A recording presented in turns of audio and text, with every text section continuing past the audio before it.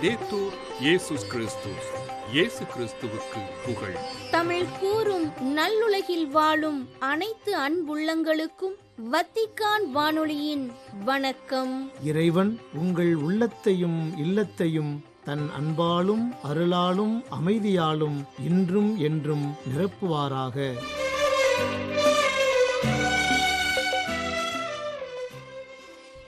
அன்பு நேயர்களே, வத்திக்கான் வானொலி இன்று உங்களுக்கு வழங்கும் நிகழ்ச்சிகள் ஞாயிறு மறைவுரை சிந்தனை மற்றும் செய்திகள்.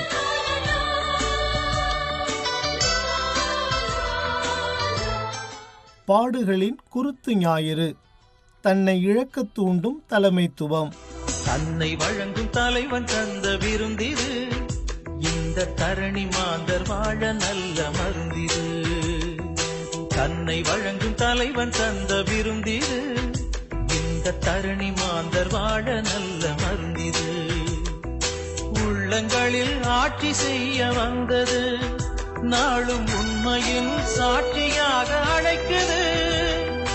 தன்னை வழங்கும் தலைவன். அன்பர்களே, தவக்காலத்தின் இறுதி கட்டமான புனித வாரத்திற்குள் நுழைகின்றோம். ஆண்டவருடைய பாடுகளின் குருத்து ஞாயிறு இன்று கொண்டாடப்படுகிறது. தவக்காலத்தின் உச்சநிலை காட்சிகள் இவ்வாரத்தில் அரங்கேறவிருக்கின்றன. இன்றைய நாளிலே நமக்காக தன்னையே இழக்கத் தூண்டிய இயேசுவின் தலைமைத்துவம் குறித்து சிந்திப்போம். தேடி சோறு நித்தம் தின்று சின்னஞ்சிறு கதைகள் பேசி வேடிக்கை மனிதராய் நாம் வெறுமனே மாண்டு போகக்கூடாது. மாறாக அர்ப்பண வாழ்க்கை வாழ வேண்டும். அர்ப்பண வாழ்க்கை வாழ்வதென்பது அவ்வளவு எளிதன்று. அது இமயத்தின் சிகரத்தை அடைவதை விட மிகவும் கடினமானது. நமது சிறப்புமிக்க பேச்சால், எழுத்தால், பணிகளால், பாராட்டுகளால் மட்டுமே அர்ப்பணமுடன் வாழ்ந்திட முடியாது. ஆனால் செயல்வழி சாதனைகளை செய்வதன் வழியாகத்தான் இதனை நாம் வாழ்ந்து காட்ட முடியும். அந்த சாதனைகளும் கூட தனக்கானதாய் அமையாமல் சமுதாய மேம்பாட்டிற்கானதாய் அமைய வேண்டும். மானுடத்தை அரித்து தின்றழிக்கும் போர்கள், மோதல்கள், கலவரங்கள், புலம்பெயர்தல்கள், இடம்பெயர்தல்கள், சாதி மத இன கலவரங்கள், சமநிலையற்ற பொருளாதார சீர்கேடுகள், மக்களை ஏய்த்து பிழைக்கும் அரசியல்வாதிகள், கொடிய நோய்கள், வறுமை, பட்டினி, இயற்கை பேரழிவுகள் போன்றவற்றிலிருந்து மக்களை மீட்டெடுக்கும் பணிகளுக்கான உண்மையான தலைமைத்துவமே அனைத்துலகளவில் இன்றைய தேவையாக இருக்கின்றது. இத்தகைய தலைமைத்துவம்தான் இயேசுவிடமும் காணப்பட்டது. முதலாவதாக, ஒரு நல்ல தலைவர் அல்லது ஆயர் என்பவர் யார் என்ற கேள்விக்கு விடை தேடுவோம். இன முன்னேற்றத்தில் துடிப்பு, நடப்பு பிரச்சினைகளில் அக்கறை, எதிர்கால தேசம் குறித்த பரந்த சிந்தனை, மக்களை ஒன்றிணைத்து திட்டமிடல், அவர்களின் அத்தியாவசிய தேவைகளை உணர்ந்து செயல்படல் ஆகியவையே ஒரு தலைவனுக்குரிய இலக்கணங்களாக கே.ஏ. குணசேகரன் என்பவர் வரையறை செய்கின்றார். பணத்தை நேசிக்கும் தலைவர்கள் அல்ல, அன்பில் நீதியை வெளிப்படுத்தும் தலைவர்களே நமக்கு தேவைப்படுகிறார்கள். அன்பில் விளம்பரத்தை தேடும் தலைவர்கள் அல்ல, அன்பில் மனிதநேயத்தை வெளிப்படுத்தும் தலைவர்களே நமக்கு தேவைப்படுகிறார்கள் என்றார் மார்ட்டின் லூத்தர் கிங் ஜூனியர். 1963 ஆண்டு லிங்கன் சதுக்கத்தில் எனக்கொரு கனவுண்டு என்ற தலைப்பில் அவர் நிகழ்த்திய பேருரை ஒட்டுமொத்த ஆப்பிரிக்க அமெரிக்கர்கள் இரத்தத்தில் புதிய வேகத்தையும் நம்பிக்கையையும் பாய்ச்சியது. தனது உயிருக்கு ஆபத்து என்று தெரிந்தும் கூட அந்த மரணத்தை தானாக தேடிச் சென்று துணிவுடன் தழுவிக்கொண்ட வரலாற்று சிறப்புமிக்க தலைவர் இவர் என்பது உலகறிந்த உண்மை. ஆபிரகாம் லிங்கனுக்கு பிறகு அடிமைகளாக இருந்த ஆப்பிரிக்க அமெரிக்க இனத்தவரின் விடிவெள்ளியாக, நம்பிக்கை நாயகனாக திகழ்ந்தவர் இவர். அந்த உரையில் இவரிடமிருந்து வெளிப்பட்டவையெல்லாம் வெறும் வார்த்தைகள் அல்ல, மாறாக அடிமையினத்தை வேரோடு பிடுங்கி எறிய அவர் வீசிய ஏவுகணைகள் அவை. ஆனால் அதே வேளையில் அமைதியையும் அகிம்சையையும் மட்டுமே வலியுறுத்தியவை அவை என்பதை நாம் ஒருபோதும் மறந்துவிடக்கூடாது. மேலும் இயேசுவின் வழியில் சமத்துவ சமுதாயம் படைக்க விரும்பும் யாவரும் அவரைப் போல லட்சிய சாவைத்தான் தழுவிக்கொள்ள வேண்டும் என்பதையும் இவரது வாழ்வு நமக்கு நன்கு உணர்த்துகின்றது. ஆம், இவர் 1968 ஆண்டு ஏப்ரல் 4 டென்னசி மாநிலத்தில் மெம்பிஸ் நகரில் சுட்டுக் கொல்லப்பட்டார்.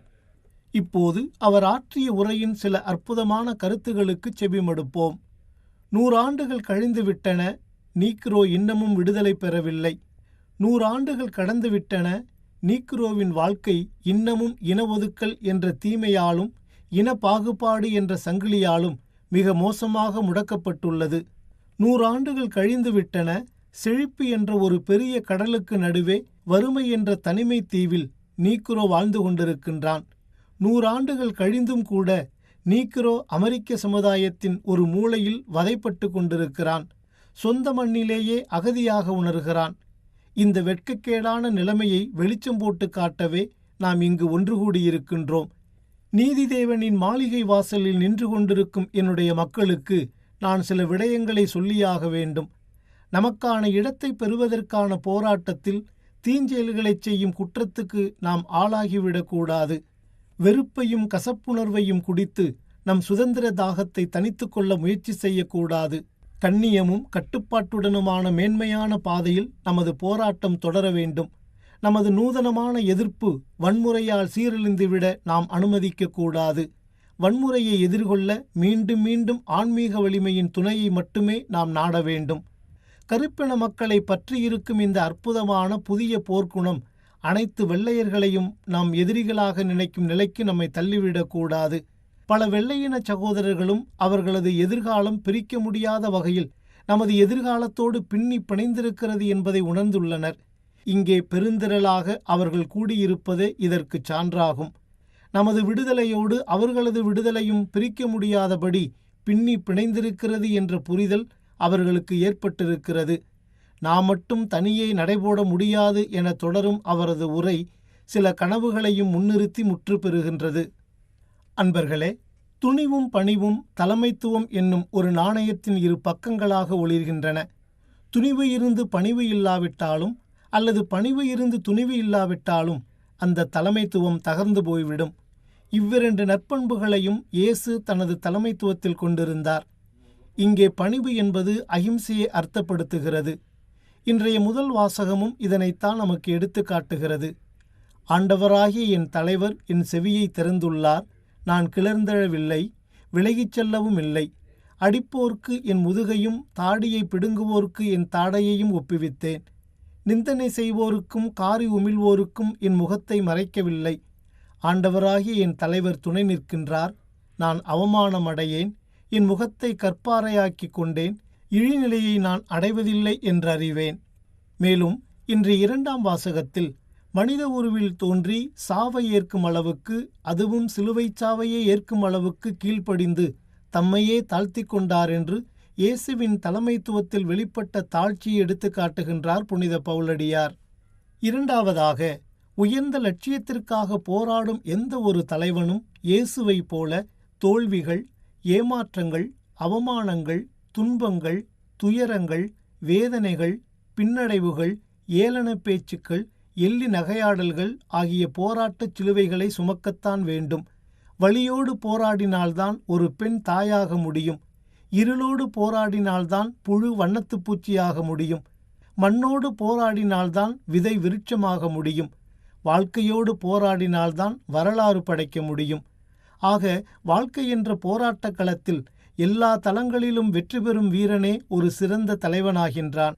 அதே வேளையில் ஆயுதம் ஏந்தி போராடிய எந்த ஒரு தலைவனும் இதுவரை வரலாறு படைக்கவில்லை. ஆனால் அகிம்சையை ஆயுதமாக ஏந்தி போராடிய தலைவர்கள்தாம் இயேசுவை போல வெற்றியின் வரலாறாகி போயிருக்கிறார்கள். இயேசுவின் சிலுவை மரணம் என்பது தோல்வியில் முடிந்த ஒன்று என்றாலும் அவரது உயிர்ப்பு அந்த தோல்விக்கான வெற்றியாக அமைந்தது. இந்த உயிர்ப்பின் வெற்றிதான் இன்று அனைத்துலகளவில் அன்னையாம் திரு அவையை ஆழமாக வேரூன்றச் செய்திருக்கின்றது என்றால் அது மிகையாகாது. அவல நிலையில் உள்ளோர்க்கு அமைதி தரும், இது உரிமை இழந்த மனிதருக்கு சக்தி தரும். அவல நிலையில் உள்ளோர்க்கு அமைதி தரும், இது உரிமை இழந்த மனிதருக்கு சக்தி தரும். அன்பு நீதி நேர்மையுள்ள ஆட்சியை தேடும், அன்பு நீதி நேர்மையுள்ள ஆட்சியை தேடும். நம் உள்ளத்தில் உறைந்து உணர்வினில் கலந்திட. அன்பர்களே, இன்றைய நம் இந்தியாவில், அதிலும் குறிப்பாக நமது தமிழகத்தில் மூளைக்கு ஒரு தலைவன் என்று பலர் தோன்றி ஒன்றிணைந்து வாழும் தமிழ் மக்களை கூறு போட்டுக் கொண்டிருக்கின்றனர். என் இனத்தின் விடுதலை வேந்தன் நானே என்று பொய்யாக குரலெழுப்பிக் கொண்டு பிரிவினைவாதங்களை தூண்டி அதற்கு மக்களை பலிகடாக்கி வருகின்றனர். பொறுமையும் பொறுப்பும் நிதானமும் போதிய அரசியல் அனுபவமும் இன்றி தங்களின் பிற்போக்குத்தனமான செயல்பாடுகளால் சமுதாயத்தில் பகைமையை விதைத்து வருகின்றனர். அறச்சினம் கொண்டு அகிம்சை வழியில் போராடாமல் ஆணவம் கொண்டு ஆபத்தான வழிகளில் போராடி வருகின்றனர். உணர்ச்சி வயப்பட்ட நிலையில் எல்லாவற்றையும் உடனே சாதிக்க வேண்டும் என்ற படபடப்போடு பணிகளாற்றி தோல்விகள் அடைந்து வருகின்றனர். இந்த ஆண்டு கட்சி தொடங்கி அடுத்த ஆண்டே தலைமை பொறுப்பை கைப்பற்றிவிட வேண்டும் என்று பகல் கனவு கண்டு வருகின்றனர். ஆனால் மனப்பக்குவமற்ற தலைமைத்துவம் படுதோல்வியில்தான் முடியும் என்பது வரலாறு சொல்லும் பாடம் என்பதை அவர்கள் உணர்ந்திடல் வேண்டும். Leadership is not a status but it's a state என்று ஆங்கிலத்தில் கூறுவார்கள்.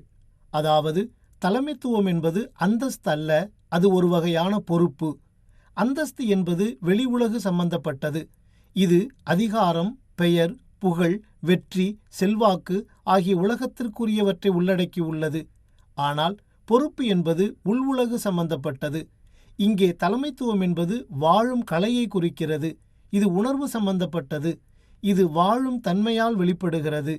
ஆக உண்மையான தலைமைத்துவம் என்பது அரசாள்வது அல்ல, தன்னை அறிவது, தன்னை ஆள்வது, பிறருக்காக பணியாற்றுவது மற்றும் உயிரை இழப்பது. ஆக தலைமைத்துவத்தை வெறும் அந்தஸ்தாக நினைத்து செயல்படும் தலைவர்கள் மட்டுமே தங்கள் பணிகளில் பெரும் தோல்வியை சந்திக்கின்றனர். இதனை மனதில் கொண்டுதான் இயேசுவும் உங்களிடையே அப்படி இருக்கக்கூடாது, உங்களுள் பெரியவராக இருக்க விரும்புகிறவர் உங்கள் தொண்டராயிருக்கட்டும், உங்களுள் முதன்மையானவராக இருக்க விரும்புகிறவர் உங்களுக்கு பணியாளராக இருக்கட்டும், இவ்வாறு மானிட மகன் தொண்டு ஏற்பதற்கல்ல தொண்டு ஆற்றுவதற்கும் பலருடைய மீட்புக்கு ஈடாக தம் உயிரை கொடுப்பதற்கும் வந்தார் என்று தம் சீடர்களுக்கு தெளிவுபடுத்துகின்றார். இன்றைய நீண்ட நற்செய்தி வாசகத்தில் நாம் காணுகின்ற இயேசுவின் தூய்மைமிகு பாடுகளும் மரணமும் அவரை தரணிக்கா இழக்கத் தூண்டிய தலைமைத்துவத்தின் உயரிய பண்புகளை உலகுக்கு காட்டுகின்றன. நல்ல ஆயர் நானே, நல்ல ஆயர் தன் ஆடுகளுக்காக தன் உயிரையே கொடுப்பார். கோதுமை மணி மண்ணில் விழுந்து மடியாவிட்டால் அது அப்படியே இருக்கும், அது மடிந்தால்தான் மிகுந்த விளைச்சலை அளிக்கும் என உறுதியாக உங்களுக்கு சொல்கிறேன். தமக்கென்றே வாழ்வோர் தம் வாழ்வை இழந்து விடுவர். இவ்வுலகில் தம் வாழ்வை பொருட்டாக கருதாதோர் நிலைவாழ்வுக்கு தம்மை உரியவராக்குவர் என்று இயேசு மொழிந்த வார்த்தைகள் அவரது உண்மையான தலைமைத்துவத்திற்கு சான்றாக திகழ்கின்றன. ஆகவே அன்பு நிறைந்தவர்களே, குருத்து ஞாயிறன்று நம் கைகளில் குருத்தோலைகளை ஏந்தி கொண்டு ஓசன்னா பாடுவதோடு நமது கிறிஸ்தவ கடமை முடிந்துவிடவில்லை. மாறாக இயேசுவின் வழியில் அவரது தலைமைத்துவ பண்புகளை வாழ்வாக்கி பிறருக்காக நம் வாழ்வையை இழப்பதற்கு நாம் அழைக்கப்படுகிறோம் என்பதை உணர்ந்து செயல்படுவோம். தன்னிகரற்ற தலைவராம் இயேசு ஆண்டவர் அதற்கான அருளை பொழிய இந்நாளில் மன்றாடுவோம். காலந்தோறும் கண்ணிமை போல் நம்மை காக்கும், இது கரைகள் நிறைந்த இதயத்தினை தேடி வரும். காலந்தோறும் கண்ணிமை போல் நம்மை காக்கும், இது கரைகள் நிறைந்த இதயத்தினை தேடி வரும்.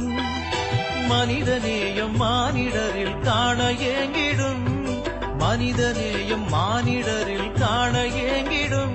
நம் மனக்கவலைகளை மகிழ்ச்சியால் நிறைத்திட தன்னை வழங்கும் தலைவன் தந்த விருந்திது. இந்த தரணி மாந்தர் வாழ நல்ல மருந்திது. தன்னை வழங்கும் தலைவன் தந்த விருந்திது. இந்த தரணி மாந்தர் வாழ நல்ல. தன்னை இழக்கத் தூண்டும் தலைமைத்துவம் என்ற தலைப்பில் இன்றைய குருத்து ஞாயிறு மறைவுரை சிந்தனையை உங்களுக்கு வழங்கியது வத்திக்கான் வானொலி.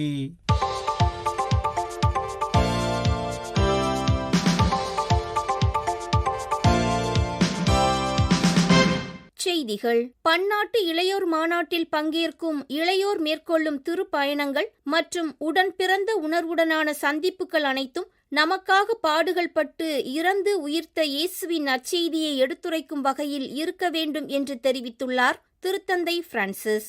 ஏப்ரல் 12 சனிக்கிழமை முதல் 20 ஞாயிற்றுக்கிழமை வரை ரோமில் நடைபெறவுள்ள உனிவ் பன்னாட்டு இளையோர் மாநாட்டில் கலந்து கொள்ளும் பங்கேற்பாளர்களுக்கு அனுப்பியுள்ள வாழ்த்துச் செய்தியில் இவ்வாறு தெரிவித்துள்ளார் திருத்தந்தை பிரான்சிஸ். யூபிலியாண்டு 2025 தூய ஜோஸ் மரியா எஸ்கிரீவா அவர்களின் குருத்துவ ஆண்டின் நூற்றாண்டு என்னும் இரு பெரும் விழாக்களை முன்னிட்டு ரோமில் ஒன்று கூடியிருக்கும் இளையோர் அனைவரும் செயலில் வெளிப்படும் நம்பிக்கை, அன்பினால் உந்தப்பட்ட உழைப்பு, ஆண்டவர் இயேசு கிறிஸ்துவை எதிர்நோக்கி இருப்பதால் பெரும் மன உறுதி கொண்டு வாழ வலியுறுத்தியுள்ளார் திருத்தந்தை.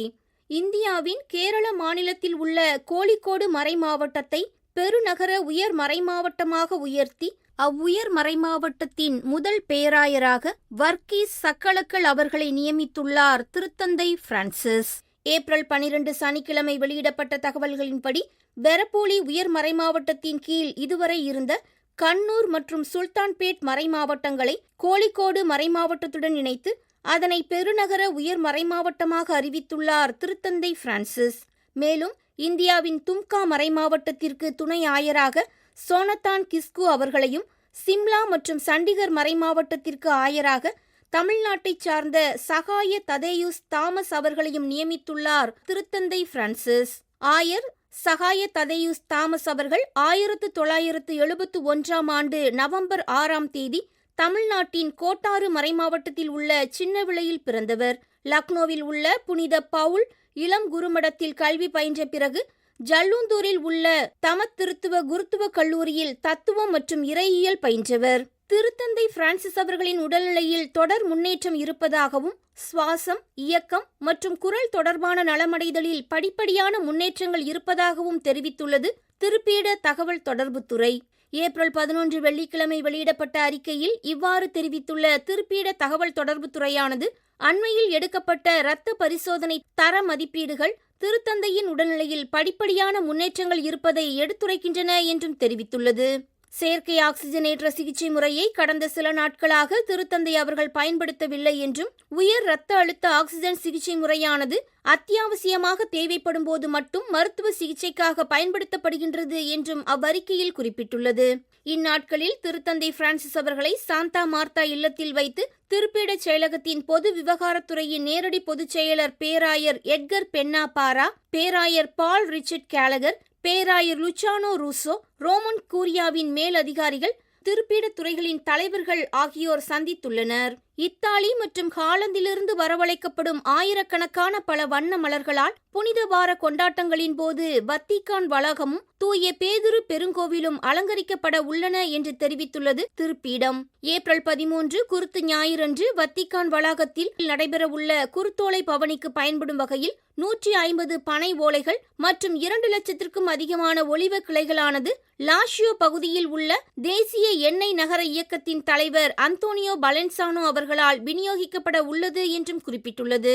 ஏப்ரல் 19 சனிக்கிழமை தூய பேதுரு பெருங்கோவிலில் நடைபெறவுள்ள உயிர்ப்பு பெருவிழா நள்ளிரவு திருப்பலி மலர் அலங்காரங்களை நக்லோ உயிரி தொழில்நுட்ப மையத்தைச் சேர்ந்தவர்கள், ஸ்லோவேனியாவின் நோவோ மெஸ்தோவில் உள்ள உயிரி தொழில்நுட்ப மையத்தைச் சேர்ந்தவர்கள் பொறுப்பேற்று செய்ய உள்ளனர் என்றும், ஏப்ரல் 20 உயிர்ப்பு ஞாயிறன்று ஹாலந்து நாட்டிலிருந்து வரவழைக்கப்படும் ஆயிரக்கணக்கான மலர்களால் வத்திக்கான் வளாகம் அலங்கரிக்கப்பட உள்ளது என்றும் தெரிவித்துள்ளது.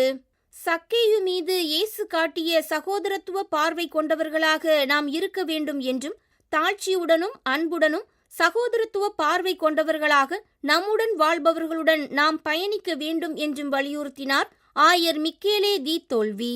ஏப்ரல் 11 வெள்ளிக்கிழமை மாலை ரோம் நகரில் உள்ள தெர்மினி சந்திப்பு நிலையத்தை சுற்றி வாழும் வீடற்ற மக்களுக்கான சிலுவை பாதையை தலைமையேற்று வழிநடத்திய போது இவ்வாறு கூறினார் ரோம் பாப்பிரை உயர் குருமட தலைவரான ஆயர் மிக்கேலே தி தோல்வே.